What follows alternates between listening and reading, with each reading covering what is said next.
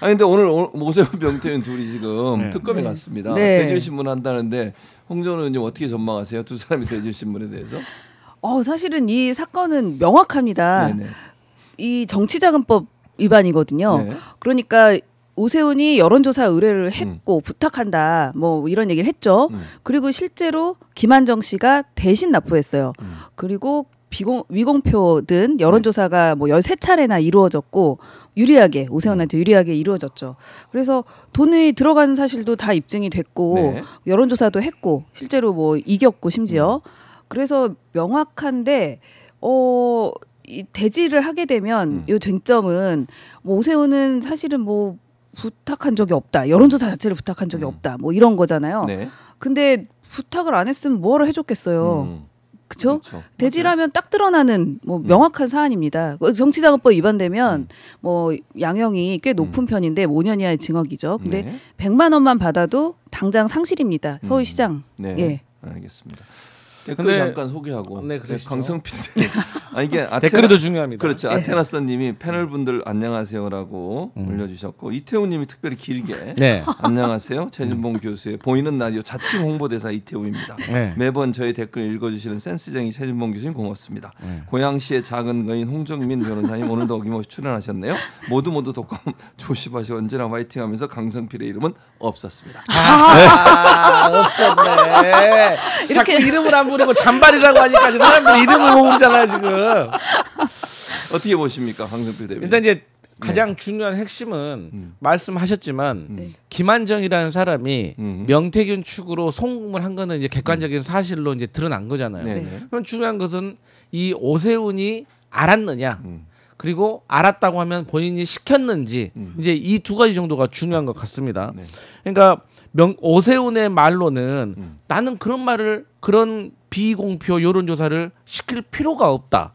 그리고 당시에 많은 언론에서 아침에 눈만 뜨면 여론조사 결과를 발표하는데 내가 왜 그런 걸 시킬 필요가 있겠느냐라고 말을 하는데 뭐 일반 시민들이 듣기에는 뭐 그럴 수도 있겠다라고 생각하지만 이거는 비공표 여론조사도 섞여 있다는 점.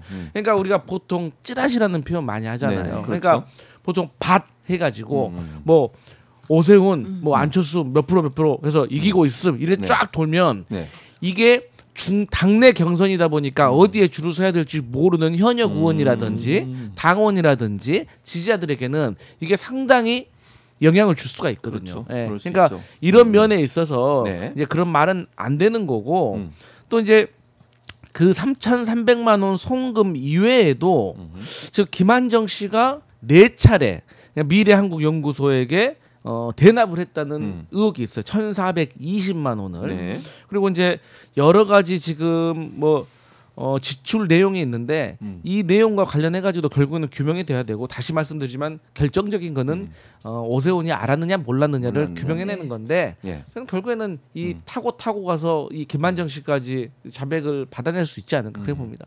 그래서 지금 보니까 뭐 정구승 변호사가 이제 두 번째 잔발이시죠. 정구승 변호사가 여론조사비 대납 의혹이 2021년 4.7 서울시장 보궐선거 때 명 씨가 실질적으로 운영한 여론조사 업체 미래한국연구소에서 13차례 비공표 여론조사를 하고 오 시장이 올해는 후원자로 알려졌죠. 김한정 씨 아까 두 분이 말씀하신 비용 3,300만 원을 대납했다는 게 주요 내용인데 근데 이제 특이한 건 오세훈 시장이 대질 조사를 계속 요구를 했거든요. 그래서 명태균 씨가 만약에 나오지 않는다면 강제로라도 좀 데려와 달라 이런 요구를 했는데 이유가 뭘까요? 이렇게 주장하는.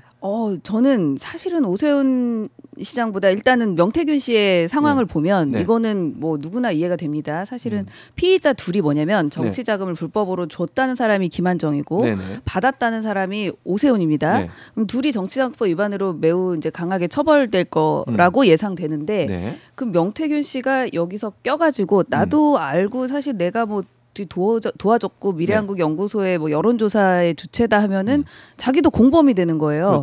그 명태균 입장에서는 굳이 뭐 이거를 뭐 열심히 자기가 오히려 오세훈한테 고발돼서 자기도 끌려 들어간 사건이라는 거죠. 그리고 자기 구속됐다 나오니까 이제 구속되기가 싫은 거죠. 죄로. 그래서 뭐 안 나가겠다고 할 수 있었을 것 같은데 오세훈 입장에서는 이게 사실은 법정에서 많이 쓰는 변호인들이 그 증인의 신빙성 탄핵이거든요. 이분이 한 많은 얘기가 너무 많잖아요. 네네. 그중에 몇 가지가 거짓말이다 식으로 이렇게 저 사람의 신빙성 탄핵해서 대지를 하면서 너 이거 아니잖아 막 이런 식으로 해서 그러니까 명태균은 들어가서 자기한테 점점 불리한 상황이고 어차피 죄가 뭐 확정되니까 지금은 참고인 자격인데 피의자로 전환될 수 있죠. 근데 오세훈은 아까 100만 원만 받아도 지금 상실이잖아요. 시장 못 나가고 그렇죠. 향후에. 네. 그러니까 뭐 어떻게든 명태균을 거짓말쟁이로 만들어서 저 사람을 증인으로 빼버리면 뭐 자기 몰랐다. 김한정 씨도 뭐 오세훈 몰랐다. 이렇게 버티면 되지 않을까라는 뭐 이상한 전략을 쓰고 있는 거죠.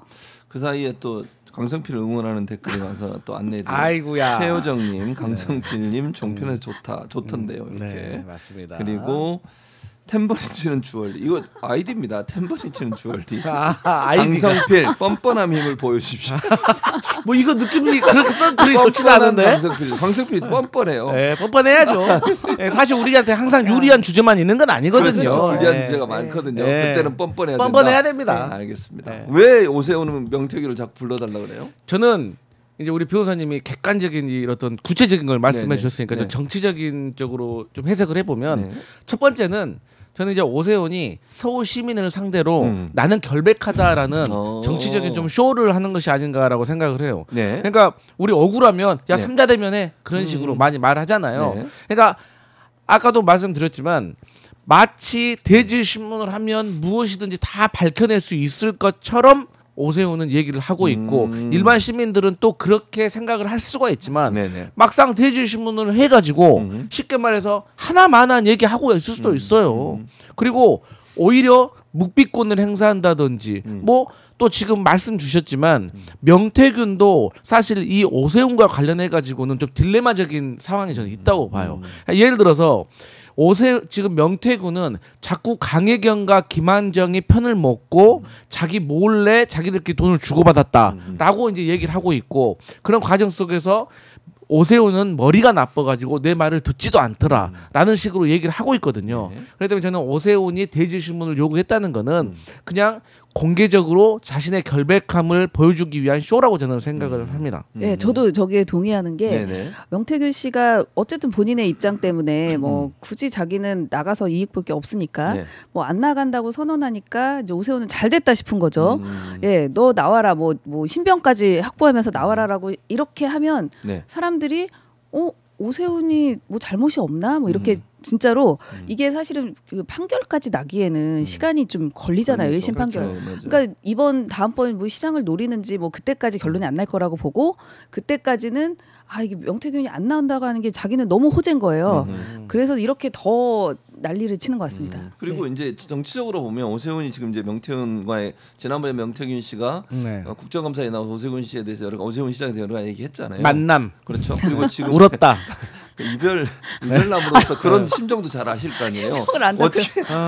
사람은 또 어떤 효과가 있을까요? 그러니까 오세훈의 미래 정치 행보에 일단 사람은 만나고 또 헤어지고 그렇죠. 이별을 하고 또 새로운 만남을 시작하는 그런 이제 반복의 연속이기 때문에 이별이 저는 전화 홍정미 의원은 계속 한 번 만남으로 끝냈는데 아니 그 시청자분들이 이별을 여친하고 이별한 걸로 오해하시죠. 그러신가요? 자꾸 좀 이상한 얘기 거도한 소문 내지 마. 이상한 소문 내지 말라고요. 가짜 뉴스.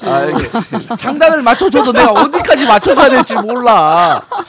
일단 갑자기 제 이미지가 좀 가벼워지는 것 같아서 좀 품격 있게 저 방송하도록 하겠습니다.